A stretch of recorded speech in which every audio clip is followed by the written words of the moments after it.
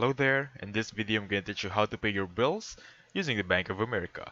So may it be a website or the phone, it's perfectly fine. By the way, since I still don't have an account approved, I'm going to take you via the visual aids I have. Let me just pull them up right here.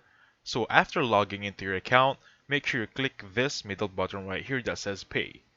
After that one, you'll be directed on this page that says Make payments from anywhere. Make sure you enroll, okay? After clicking enroll, you'll arrive on this page that's actually a black and white contract just saying conditions and terms. Click on the check button and then click on agree. After clicking on agree, you'll be directed on this fill out form. Just put the name of the specific account. The routing number and account number is the most important right here. Make sure you don't miss this number, okay?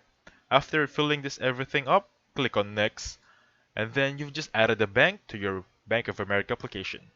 After clicking done, I want you to click that specific bank you just added, and you'll be directed on this screen. Just select the amount you want to pay, the frequency of payments, and click on pay. You've just added a bill payment on Bank of America.